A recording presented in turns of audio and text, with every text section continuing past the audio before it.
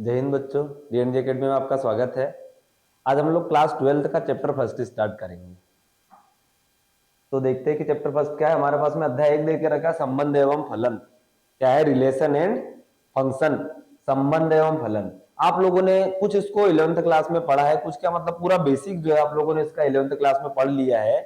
तो अभी हम लोग थोड़ा बहुत इसका बेसिक पढ़ेंगे और उसके बाद में नया आपके पास में संबंध एवं फलन में क्या एड हुआ है वो हम लोग इस नई क्लास में पढ़ेंगे। तो पहले जो संबंध होता है वो हम लोग देख लेते हैं, अभी फलन छोड़ देते हैं, पहले हम लोग संबंध के बारे में देखते हैं कि संबंध होता क्या है। तो हमारे पास में क्या है, पहला हमारे पास में आ जाएगा टॉपिक क्या, संबंध। क्योंकि संबंध पढ़ेंगे और फिर उसके बाद में हम लोग फलन पढ़ेंगे। तो पहले संबंध के बारे में समझते हैं कि संबंध होता क्या है। जैसा कि आप लोगों को नाम से ही स्पष्ट हो रहा है, संबंध मतलब होता है रिलेशन ना। किन्हीं भी दो व्यक्तियों के बीच में या संख्याओं के बीच में जो संबंध होता है या जो रिलेशन बनेगा वही हमारे पास में संबंध मतलब हम उसको बोल सकते हैं। जैसे कि अपन उदाहरण से बात करते हैं, नॉर्मल हमारी मतलब जीवन में बात करें तो माता पिता का संबंध, भाई बहन का संबंध होता है, और होता है स्टूडेंट टीचर का संबंध होता है। तो ये सब कुछ संबंध कहलाते हैं। अब नॉर्मल यदि अपन बात करें गणित में, इसको किस प्रकार से संबंधी मतलब दर्शाते हैं, जैसे 1 का 2 से कैसे होगा, 3 का 5 से, 10 का 15 से, ये सब संबंध कैसे बनेंगे ये हम लोगों को यहाँ पे पढ़ना है। तो इसके लिए जो आप लोगों ने 11th क्लास में जो समुच्चय पढ़ा था, तो दो समुच्चयों के बीच में जो कनेक्शन होता है या दो अवयवों के बीच में जो कनेक्शन होता है उसी को हम लोग क्या बोलते हैं, संबंध बोलते हैं। अब हम लोग इसको देखते हैं कि बनेगा क्या, कैसे। हम लोग 11th क्लास में जो पढ़ा था उससे हम लोग दो समुच्चय लेते हैं। एक हम लोग ले लेते हैं क्या, एक्स ले लेंगे, एक ले लेंगे वाई। यहाँ पे आ जाएगा आपके पास में, ये रहेगा एक्स और ये क्या रहेगा, वाई। इसको आप ऊपर हम लोग ले लेते हैं कैपिटल ए और इसको क्या ले लेते हैं, कैपिटल बी।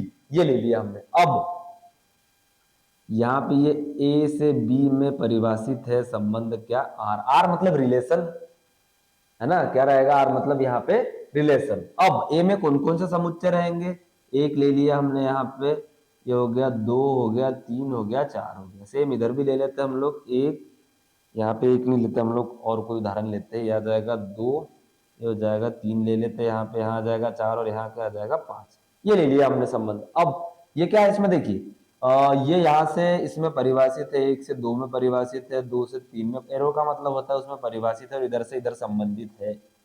ये इतना हमने ले लिया यहाँ पे। अब इसको कैसे हम लोग दर्शाएंगे वो भी देखते हैं। इसके लिए हम लोगों ने दो मेथड पढ़ी थी 11th क्लास में समुच्चय को दर्शाने के लिए, एक रोस्टर रूप और एक समुच्चय निर्माण। दोनों को हम लोग थोड़ा सा समझने की कोशिश करते हैं। पहला क्या होता है हमारे पास में, रोस्टर रूप। क्या होता है, रोस्टर रूप। रोस्टर रूप में लिखने का सिंपल तरीका होता है, दो ब्रैकेट लगा दो, आपके पास में आ जाएगा 1 का 2 से संबंध, 2 का 3 से। रोस्टर रूप के लिए आ जाएगा क्या आपके पास में, ये रहेगा, ब्रैकेट ले लिया, ये रहेगा 1 का संबंध हो गया 2 से, 2 का हो गया 3 से, 3 का हो जाएगा 4 से, ये ब्रैकेट क्लोज और ये करली ब्रैकेट भी क्लोज। हमने रोस्टर रूप में लिख दिया, ये संबंध बना दिया 1 का 2 से कैसे, 2 का 3 से, 3 का 4 से। ये इसमें ये काय में लिखा हमने, रोस्टर रूप में। अब समुच्चय को हमने एक और प्रकार से पढ़ा था, समुच्चय मतलब समुच्चय को हमने समुच्चय उसमें लिखा था, एक रोस्टर रूप पढ़ा था, एक समुच्चय निर्माण पढ़ा था। दूसरा जो था हमारे पास में, दूसरा था क्या,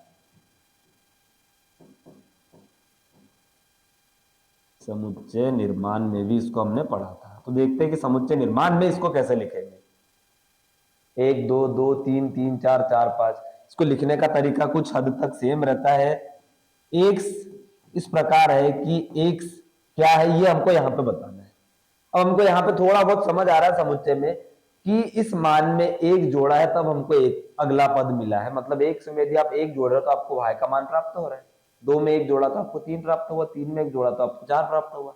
इस प्रकार से कुछ बन रहा है। मतलब यदि हम समझते हैं इसको तो ये आपके पास में क्या बन रहा है, y बराबरी से बन रहा है क्या, x प्लस 1, या फिर x प्लस 1 बराबरी से y भी बोल सकते हैं, है कि नहीं भाई। आपके पास में x का मान यदि y बराबर, यदि हम x का मान 1 रखते हैं तो 1 धन 1 कितना हो जाएगा, ये आ जाएगा। मान लो हम यहाँ पे x बराबरी से 1 लेंगे तो y कितना मिल जाएगा आपके पास में, x का मान 1 रखा तो ये 1 धन 1 हो जाएगा। x के जगह हम लोग यदि रखते हैं तो ये देखिए x का मान 1 रखा, समीकरण है y बराबरी से x प्लस 1, y बराबरी से 1 प्लस 1, तो y का मान कितना आ जाएगा हमारे पास, 2 आ जाएगा। यदि हम लोग x का मान 2 रखते हैं तो y बराबरी से x प्लस 1 जो समीकरण है y बराबरी से 2 प्लस 1, तो y का मान आ जाएगा 3। ऐसे आपके पास में मान बढ़ते चले, 3 रखेंगे 4 मिलेगा, 4 रखेंगे 5, 5 रखेंगे 6, ऐसा ही सीक्वेंस चलते रहेगा हमारे पास में। ठीक, इस प्रकार से जो है इसको समझते हैं।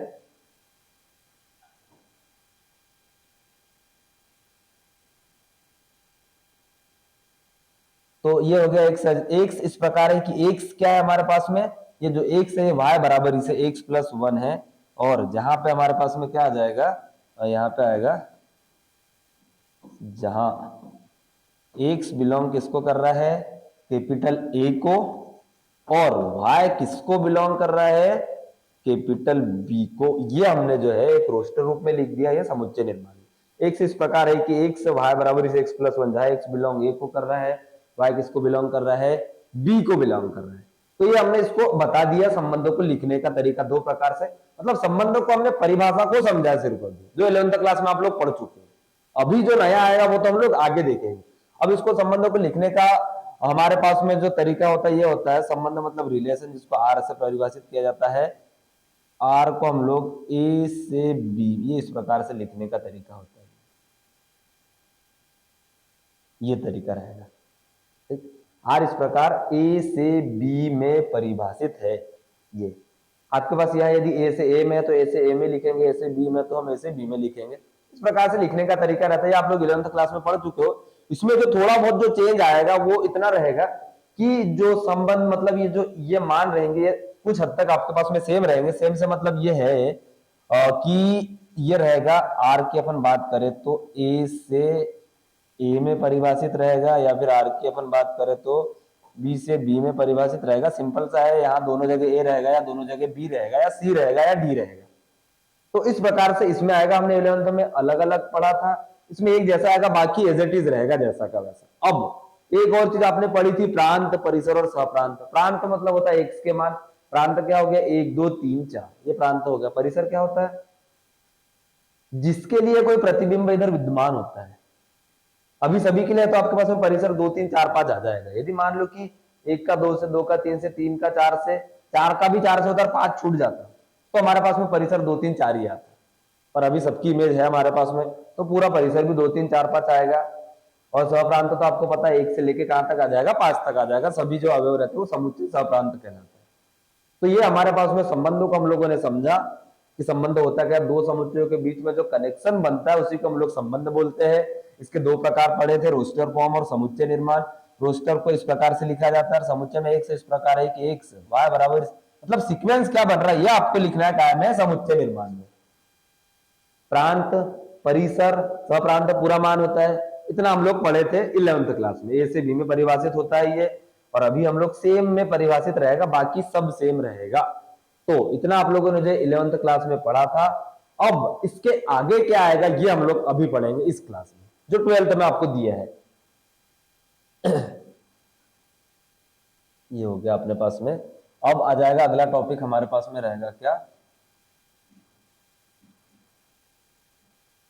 संबंध के प्रकार। क्या पढ़ेंगे हम लोग, संबंध के प्रकार। ये हमारे पास में नया टॉपिक रहेगा यहाँ पे। ठीक, अब संबंध के प्रकार में हम लोग देख लेते हैं कौन कौन से रहेंगे। 3 प्रकार के संबंध होते हैं, वैसे देखा जाए तो 4 प्रकार के होते हैं, पर 3 पढ़े जाते हैं, उस 3 से ही चौथा भी कनेक्टेड होता है। तो हम लोग इसको नहीं लिखते प्रकार इसके, डायरेक्ट हम लोग इसके प्रकार वो देख लेते हैं। पहला होता है हमारे पास में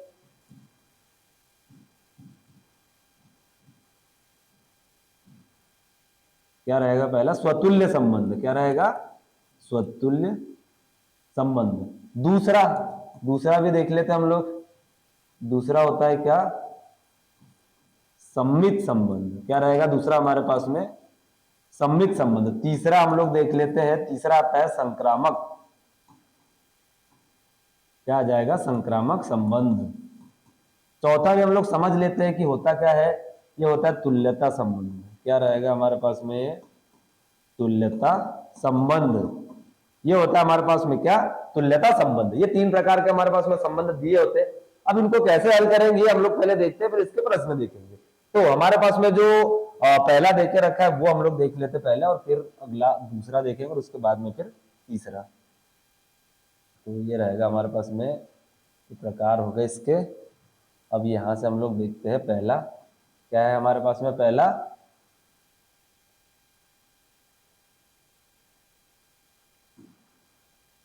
देखे रखा हमारे पास में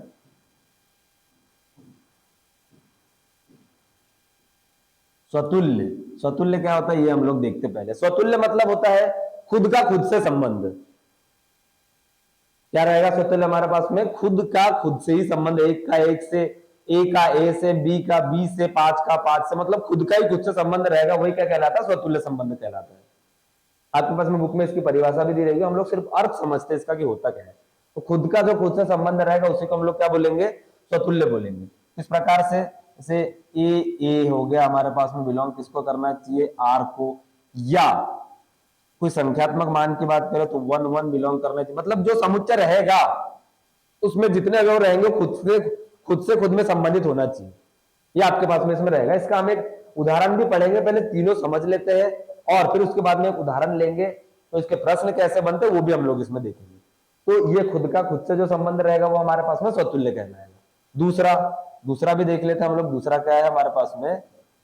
दूसरा है सम्मित। क्या है?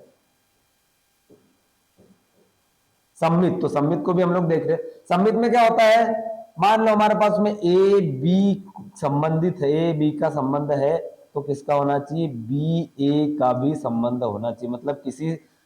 मतलब किसी समुच्चय में ए बी है तो बी ए भी होना चाहिए। ये हमारे पास में सम्मित कहलाएगा। मीन्स क्या कि यदि 2 3 बिलोंग करता है आर को, तो 3 और 2 भी बिलोंग करना चाहिए किसको? आर को। तो ये हमारे पास में क्या रहेगा? सम्मित कहलाएगा। इसके बाद तीसरा जो है हमारे पास में, तीसरा होता है संक्रामक संबंध। क्या होता है तीसरा? संक्रामक। क्या है? संक्रामक। तो संक्रामक क्या है ये भी हम लोग देख लेते हैं इसमें। संक्रामक मतलब होता है इस प्रकार से ही रहेगा, यदि ए और बी संबंधित है तो ए बी अगला क्या होना चाहिए? बीसी भी संबंधित होना चाहिए, और ए बी बीसी है तो एक क्रॉस, मतलब ए और सी भी उस संबंध में आना चाहिए। इसी को हम लोग संक्रामक बोलेंगे। ये तीनों होना चाहिए। मीन्स क्या? यदि 1 2 है तो 2 3 होना चाहिए, और यदि 2 3 है तो क्या होना चाहिए? 1 और 3 भी होना चाहिए। तो ये हमारे पास में संक्रामक रहेगा। ये तीनों हमने संबंध के प्रकार पढ़ लिए, स्वतुल्य, सम्मित, संक्रामक। स्वतुल्य मतलब खुद का खुद से संबंध, सम्मित मतलब ए बी है तो बी ए भी होना चाहिए, 2 3 है तो 3 2, 4 1 है तो 1 4 होना चाहिए, 5 4 है तो 4 5 होना चाहिए। संक्रामक में मतलब होता है ए बी है तो बीसी, बीसी है तो एसी, मतलब 1 2 है तो 2 3, 2 3 है तो 1 3 क्रॉस। ये रहेगा हमारे पास में संबंध के प्रकार को पढ़ने का तरीका। और तुल्यता संबंध होता है यदि ये स्वतुल्य भी है, सम्मित भी है, संक्रामक भी है, तो इसको हम लोग तुल्यता संबंध बोलते हैं। आपको प्रश्न में आएगा कि सिद्ध कीजिए कि आर एक तुल्यता संबंध है, और तुल्यता बोला मतलब ये तीनों ही हाँ आना चाहिए, मतलब सिद्ध होने पर तुल्यता सम्मित भी है, संक्रामक भी है, स्वतुल्य भी है। ये आपको प्रश्न में बोला गया। तो ये जो हम लोगों ने इसके प्रकार पढ़ लिए। अब इसके बाद में आप लोगों को जो बुक में कुछ और डेफिनेशन यदि दी होंगी तो वो भी हम लोग देख लेते हैं, और यदि नहीं देखे रखी तो हम लोग एग्जाम्पल स्टार्ट करेंगे। फिर इसके हमारे पास में संबंध के प्रकार हो गए, इसमें कुछ और भी देखे रखा है वो भी हम लोग देख लेते हैं। अगला है रिक्त संबंध। क्या देखे रखा है हमारे पास में? रिक्त संबंध आप लोगों ने पढ़ा है 11th क्लास में। क्या देखे रखा है? रिक्त संबंध। रिक्त संबंध मतलब होता है एम्प्टी सेट, नल सेट, खाली, उसमें कुछ भी नहीं होता है, वो क्या कहलाता है? रिक्त। तो रिक्त संबंध मतलब आर बराबरी से क्या होता है? ये आपके पास में आर बराबरी से रहेगा। क्या फाई? आर बराबरी से फाई रिक्त संबंध कहलाता है। अगला है फिर हमारे पास में क्या रहेगा? सार्वत्रिक संबंध। क्या आ जाएगा? सार्वत्रिक संबंध। सार्वत्रिक संबंध क्या होता है?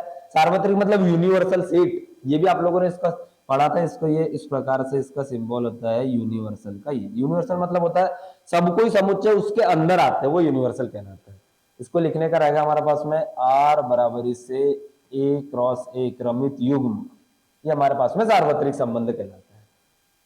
एक सार्वत्रिक संबंध सबसे बड़ा होता है, इसमें सब कुछ संबंध आते हैं हमारे पास में, और आप लोगों ने बहुत अच्छे से लास्ट क्लास में इसको पढ़ा है। लास्ट क्लास मतलब प्रीवियस क्लास में इसको पढ़ा है।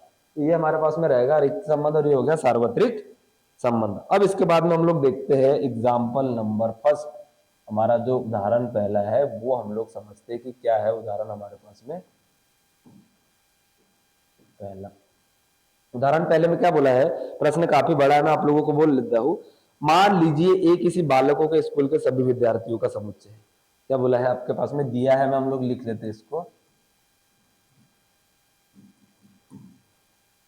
इसका सॉल्यूशन देख रहे हैं हम लोग अभी।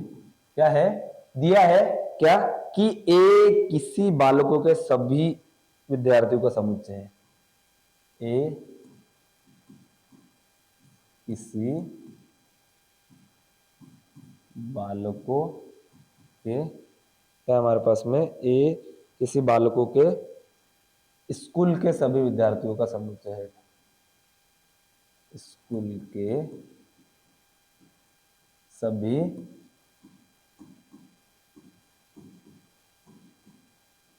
विद्यार्थियों का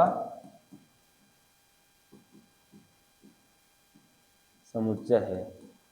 ये दिया है आपको प्रश्न में। आगे क्या दिया है वो भी हम लोग देख लेते हैं, जिसमें आपके पास में आर मतलब संबंध देके रखा है। यही मेन है आपके पास में। ए बी की बहन है। क्या है, ए जो है वो क्या है, बी की बहन है। यह आपके पास में संबंध देके रखा है। दो प्रश्न है, पहले ये वाला देख लेते हैं हम लोग, फिर इसी का अगला देख लेंगे। साथ में करना है बट आपको हम लोग अलग अलग देख लेते हैं। क्या है, किसी बालकों के स्कूल के सभी विद्यार्थियों का समुच्चय है, और इसमें आपको आर में क्या देखे, ये आपके पास समुच्चय, समुच्चय से ही आपको संबंध पता चलता है। तो देखिए ये आपको ये पूछा है कि ये सिद्ध कीजिए कि द्वारा ये प्रदत्त संबंध है, रिक्त संबंध है। ये पूछा है हम लोगों ने कि रिक्त है, आपको बताना है या नहीं। क्या है, देखो समुच्चय में क्या बोला, एक किसी बालकों के स्कूल के सभी विद्यार्थियों का समुच्चय। जब आप लोग सोच के देखिए कि यदि बॉयज स्कूल है या बालकों के स्कूल के सभी विद्यार्थियों के समुच्चय की बात हो रही, तो कोई भी किसी की बहन कैसे हो सकती है या हो सकता है, भाई या बहन तो हो ही नहीं सकते इसमें। भाई आपके पास में बॉयज स्कूल है, उसमें गर्ल्स तो आ ही नहीं सकती है, तो संभव नहीं है। तो इसमें जो बोला गया स्टेटमेंट वो तो फॉलो नहीं किया जा रहा है। तो ये क्या रहेगा हमारे पास में, अतः हम लोग लिख देंगे कि किसी भी स्कूल में कोई भी किसी बालकों की बहन नहीं हो सकती। तो अतः दिया गया संबंध क्या है हमारे पास में, क्या जाएगा यहाँ पे, दिया गया संबंध क्या रहेगा हमारे पास में, दिया गया संबंध एक क्या है, रिक्त संबंध है। कौन सा संबंध है, रिक्त संबंध है। अर्थात क्या आ जाएगा हमारे पास में, अर्थात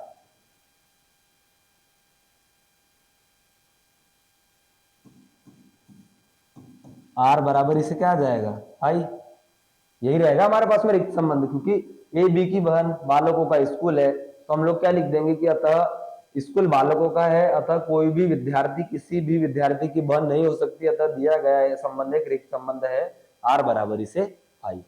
ये हो गया हमारे पास में इसका पहला। अब जो अगला है वो भी हम लोग इसमें देख लेते हैं कि अगला क्या देके रखा है। तो ये हम लोग रहने देते, सिर्फ जो दिया है उसको हम लोग हटा देते हैं और बाकी का फिर इसी में देखेंगे अपन। ये आपको उतारा और उसी के नीचे जस्ट अगला भी लेना है। तो अगले में क्या बोला है कि आर था, अब ये आर डेज देके रखा है हमारे पास, आर डेज है दिया है, मैं आपके पास में वही आएगा। बाकी पूरा जो प्रश्न आप लोग उतारोगे वही क्या है, ब्रैकेट है ए बी इस प्रकार है कि ए तथा बी की ऊंचाइयों का अंतर 3 मीटर से कम है। ए तथा बी की ऊंचाइयों का अंतर क्या है, 3, इधर से लिख लेते इसको, मीटर से कम है। ये हो गया आपके पास में, तथा बी की ऊंचाइयों का अंतर 3 मीटर से कम है, द्वारा प्रदत्त संबंध एक सार्वत्रिक संबंध है।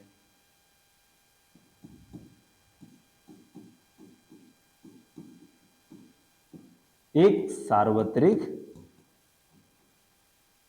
संबंध है। ये आपको इसमें सिद्ध करने के लिए बोला है कि ये सार्वत्रिक है। सार्वत्रिक मतलब होता है कि जो भी स्टेटमेंट दिया है वो करेक्ट होना चाहिए, ये इसका एग्जैक्ट मीनिंग होता है। अब क्या आएगा इसमें हमारे पास में, तो ये देकर रखा है। अब इसमें हम हल क्या करेंगे, ये है इसमें भाई कि आपको ये बताना है कि ये सार्वत्रिक है या नहीं। क्या है आपके पास में, आर देके रखा है, ए तथा बी की ऊंचाइयों का अंतर 3 मीटर से कम है। कोई भी दो लोगों की हम बात करते हैं तो किसी भी व्यक्ति की आप लोग कभी भी हाइट काउंट करो या नापोगे तो 3 मीटर से कम ही आपको मिलेगी, और प्रश्न में भी यही बोला है। तो इसी से हमको सिद्ध हो जाता है कि भाई हम जानते हैं कि दिया गया, अतः इसमें हम लोग क्या लिखेंगे, अतः दिया गया, क्या आ जाएगा आपके पास में, अतः दिया गया संबंध एक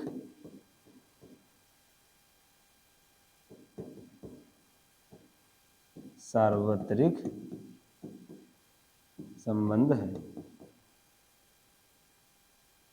हम जानते हैं कि कोई भी दो व्यक्तियों की ऊंचाइयों का अंतर 3 मीटर से ज्यादा कभी हो ही नहीं सकता, हमेशा ही 3 मीटर से कम रहेगा, क्योंकि 3 मीटर बहुत होता है। तो ये हम लोग जानते हैं।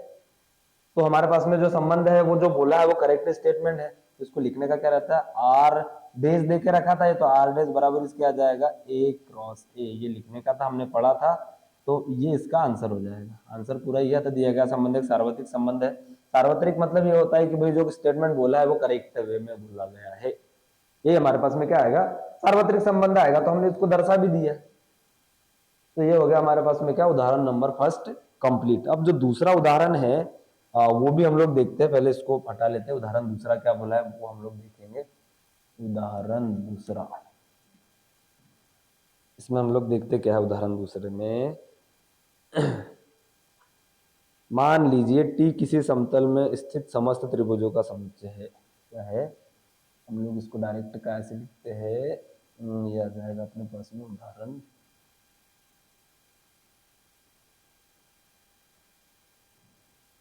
दिया है, मैं देख लेते हैं इसको, हम लोग यहाँ से दिया है लिख लेते हैं। ठीक, दिया है मैं, क्या है, टी किसी समतल में स्थित समस्त त्रिभुजों का समुच्चय। टी किसी समतल में स्थित समस्त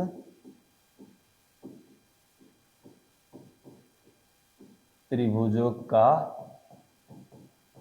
समुच्चय है। ये हमारे पास में देके रखा प्रश्न, मतलब एक समुच्चय है किसी समतल में, उसमें बहुत सारे समस्त त्रिभुजों का समुच्चय है।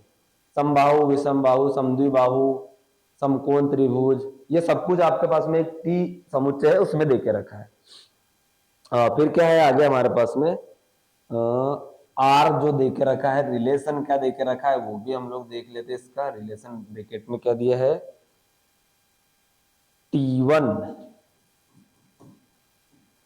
व T2 इस प्रकार है कि T1 T2 के सर्वांग सम है। T1 T2 के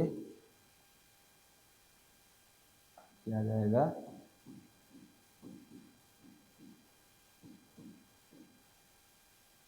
सर्वांग सम है। ये आप लोगों ने पढ़ा है, सर्वांग सम क्या होता है। सिद्ध कीजिए, आर एक तुल्यता संबंध है। आर क्या है, एक तुल्यता संबंध है।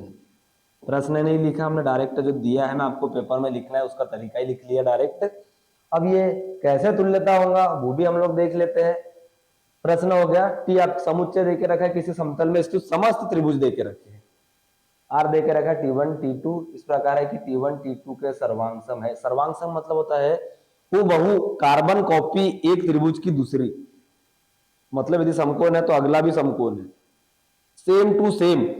यदि ये मान लो T1 सर्वांग सम है तो T2 मतलब T1 जैसा रहेगा T2 भी वैसा ही होगा। क्यों, क्योंकि सर्वांग सम बोला, सर्वांग सम मतलब वो बहु कार्बन कॉपी, यही सर्वांग सम कहलाता है। अब इसका कैसे बनेगा जो संबंध वो हम लोग देख लेते। तुल्यता बोला, तुल्यता में तीनों ही संबंध आना चाहिए आपके पास में। पहला क्या होता है, पहला होता है हमारे पास में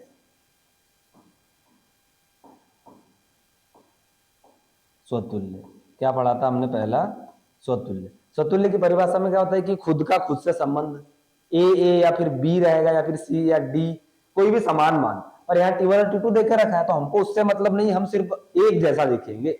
T1 मतलब T1 T1 या T2 T2 या फिर T3 T3, तो क्या आ जाएगा हमारे पास में, यहाँ हम लोग लिख देंगे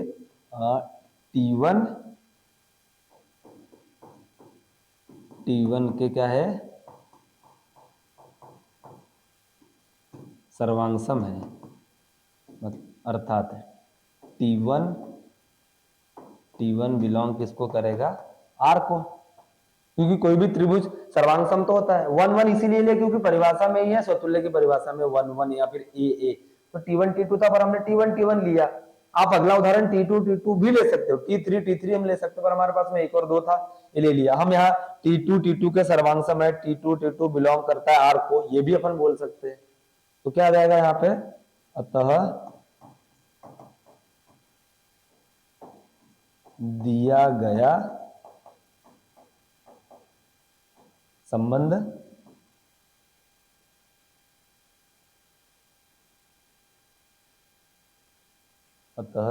संबंध क्या है हमारे पास में, स्वतुल्य है। ये हो गया हमारे पास पहला कंप्लीट। दूसरा भी हम लोग देख लेते हैं। पहला हो गया, दूसरा क्या आ जाएगा अपने पास में, स्वतुल्य हो गया। स्वतुल्य के बाद में क्या आएगा हमारे पास में, सममित। क्या रहेगा अपने पास में, सममित। सममित में क्या होता है, ए बी है तो बी ए होना चाहिए। तो यहाँ क्या आ जाएगा स्टेटमेंट में हमारे पास में, T1 T2 के सर्वांगसम है, तब T1 T2 बिलोंग करेगा किसको, R को। यदि ये है तो इसका अपोजिट भी होना चाहिए। तो क्या आ जाएगा, T2 T1 के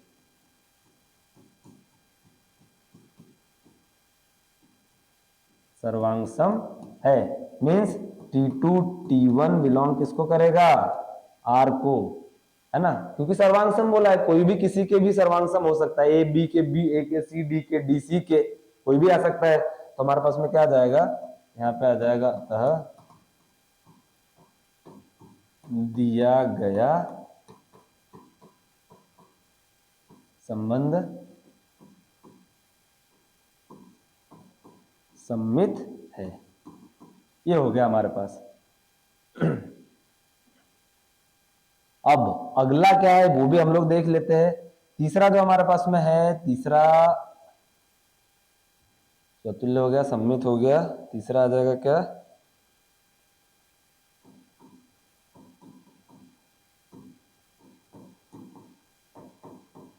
संक्रामक। क्या रहेगा तीसरा, संक्रामक। संक्रामक में क्या होता है, ए बी है तो बी सी, बी सी है तो ए सी।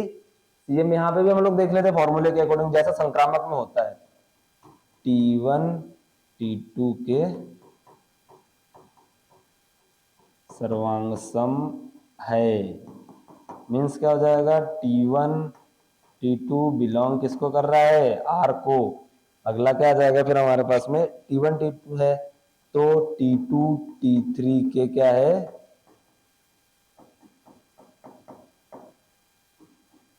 सर्वांगसम है। तो क्या आ जाएगा, T2 T3 बिलोंग करेगा R को। ये आ जाएगा हमारे पास यहाँ से। अब इसके बाद में जो लास्ट वाला है वो वाला भी हम लोग इसको देख लेते हैं। तीसरा तो हमारे पास में बचा नहीं है इसके बाद में कोई भी, ठीक, क्योंकि हमारे पास में संक्रामक का T1 T2 के सर्वांगसम है, वो ये भी हो गया, T2 T3। अब जो लास्ट एक हमारे पास में इसी का बचा है, ठीक, तो भी हम लोग देख लेते हैं इसको। तीसरा मतलब इसी का एक और पद है ना, एक दो है, दो तीन है तो एक तीन भी होना चाहिए। तो एक तीन के लिए क्या आ जाएगा, T1 T3 के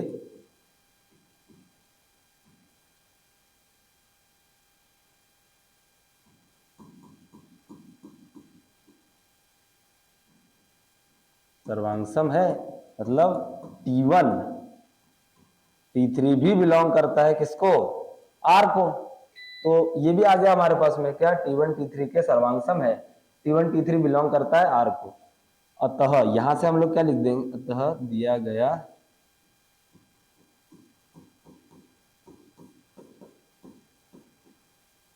संबंध